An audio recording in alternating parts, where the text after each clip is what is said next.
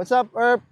Nandito tayo ngayon sa pinakabagong segment ng Macpuri TV na kung saan magre-review tayo ng mga motor, kotse, bike o kung ano mang ipapairam sa atin at syempre yung mga personal nating ginagamit, papasok at sa mga lakad natin. So ito ang pinakabago nating segment sa Macpuri TV na tatawagin nating Taste Ride. Kaya tara, kain tayo at syempre mag-review ng motor. Let's go! Ito ang TVS XL 100 Premium na kung saan napakadami ng vlogger ang nag-review. Bakit? Kasi ito ang pinakamurang motor sa market ngayon. Bukod sa pinakamura, ito rin ang pinakamabagal na motor ayon sa kanila. Na beginner friendly, newbie friendly at kamote friendly, sabi rin nila. Pero sa personal kong gamit, tuturuan ka ng motor na to na ma-enjoy ang lahat ng bagay dahil sa bagal niya. Sabi nga ni Ikimoto, lahat ng short ride, magiging long ride pag gamit mo to. Kaya tara, breakdown na natin lahat ng specs niya.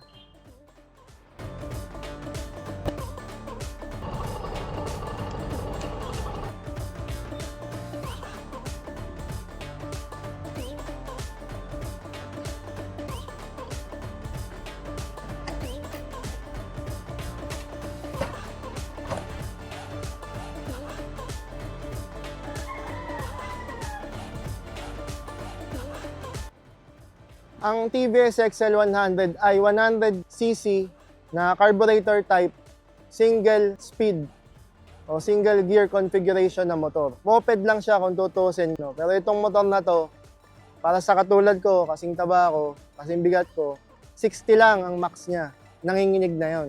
Fuel consumption nitong TVS XL 100 sa paper ay 67 kilometers per liter. Ground clearance is 155 millimeters.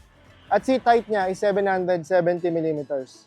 Suspension niya sa front, meron tayong telescopic spring type front at sa likod naman ay swing arm hydraulic. Dual suspension siya sa likod. Sa braking naman, mga Earp, meron tayong drum brake sa harap, drum brake sa likod. At ito yung sinasabi nating, kumbaga sa Honda, ang alam nyo yung dual brakes di ba? Dito, sync braking system ang alam kong tawag.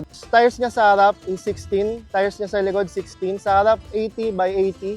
Sa likod, 90 by 80, 16. Ang motor na to ay nasa 80 kilograms. Yan. Kaya napagkakamalan siyang e-bike sa mga checkpoint. Pag dumaan, tsaka lang nila ma-realize na, uy, motor pala yun. So, iwas din to sa checkpoint, mga Earp.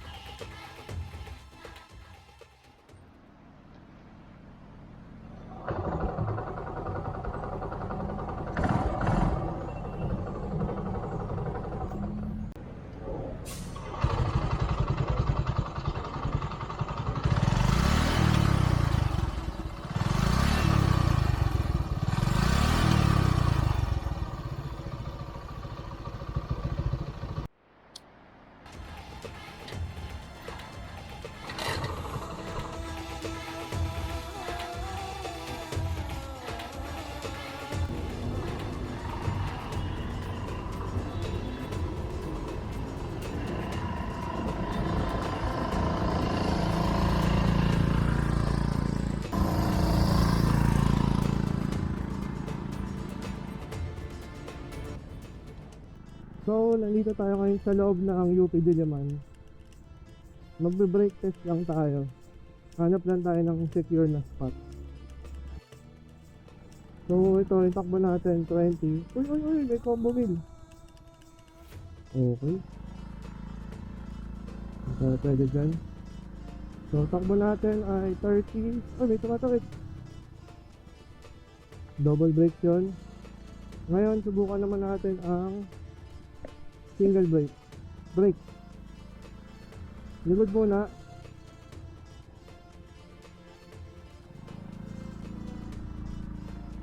Ito tayo sa may hump.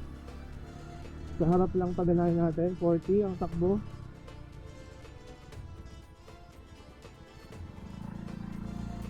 Pwede na rin.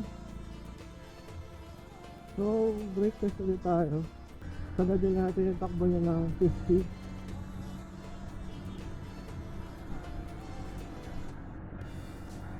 Uy, may mais. Ayan, dito tayo. Yun, sakto mais. So, ito palang unang episode natin ng Taste Drive. Siyempre, ang unang-una natin i-feature ay yung favorite spot natin na tambayan sa Laya. Dito yan sa loob ng UP din naman. So sa tuwing magte-test drive tayo, pupunta tayo sa mga paborito nating tambayan ng bisikleta o kahit na ano. So yun. Yan tayo, tambike. Yan, sakto. Yung mga tinda ngayon. Up lang tayo ng parking. Yan, ng parking.